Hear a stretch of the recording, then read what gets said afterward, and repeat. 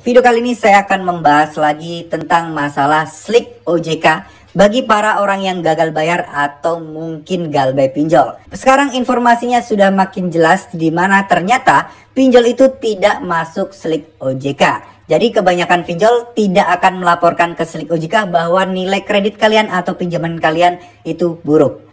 Tapi ada berita buruknya juga teman-teman, yaitu pinjol yang bekerja sama dengan bank itu mereka akan tetap bisa masuk ke slik OJK. Makanya gak heran jika teman-teman selama ini yang sedang galbay atau gagal bayar di Ada Kami, tapi di slik OJK-nya itu muncul keluar Bank Jago. Nah, itu berarti Ada Kami bekerja sama dengan Bank Jago yang menyebabkan status galbay kalian atau kredit macet kalian itu dari Bank Jago. Seperti itu ya teman-teman. Jadi banyak pinjol-pinjol itu sudah bekerja sama dengan bank yang menyebabkan mereka bisa melaporkan kalian ke slik OJK.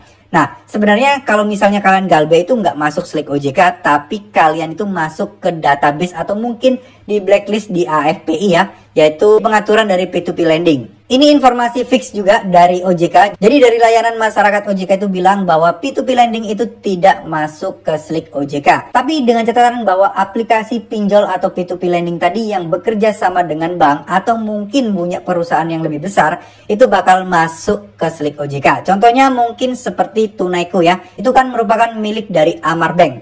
Jadi di situ kalian dipastikan akan masuk ke slik OJK.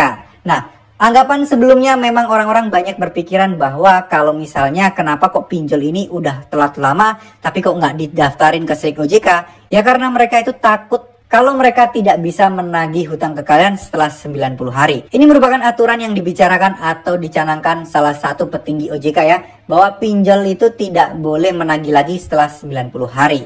Cuman ini terbatas di pihak pertama dan pihak kedua. Teman-teman tidak pernah tahu bahwa pinjol sekarang ini itu menggunakan jasa pihak ketiga, yaitu jasa debt collector untuk menagih teman-teman. Jadi beda perusahaan nih, kebanyakan inilah yang menjadi penyebab bahwa debt collector itu rata-rata outsource ya, bukan karyawan langsung dari PT atau dari pinjol yang bersangkutan. Kenapa? Karena ini sangat memudahkan sekali untuk mereka karena ada celah aturan di sini.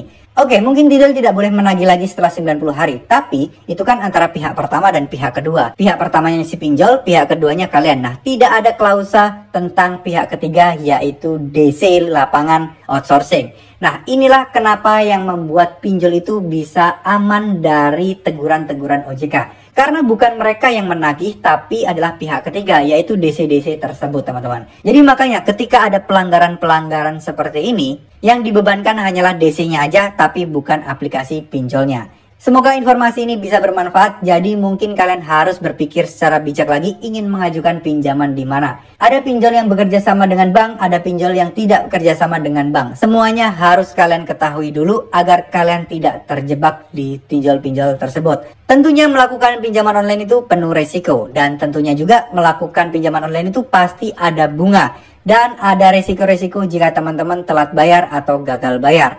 Saya sangat sarankan jika teman-teman tidak butuh-butuh banget, teman-teman tidak urgent banget, kalau bisa teman-teman itu pinjam di keluarga atau kerabat terdekat. Jangan sampai terjebak di pinjol hanya karena teman-teman itu tidak mengetahui apa sih pinjol sebenarnya, dan teman-teman juga tidak tahu bahaya dan resikonya. Ya, semoga ini bisa menjadi pelajaran buat kita semua, dan semoga ini bisa menjadi wawasan buat teman-teman. Buat teman-teman yang saat ini sedang gagal bayar, telat bayar, dan masih bingung bagaimana cara membayar uangnya, semoga teman-teman dilancarkan untuk rezekinya dan dilancarkan untuk menyelesaikan hutang-hutangnya agar terbebas dari jeratan hutang pinjol. Terima kasih. Wassalamualaikum warahmatullahi wabarakatuh.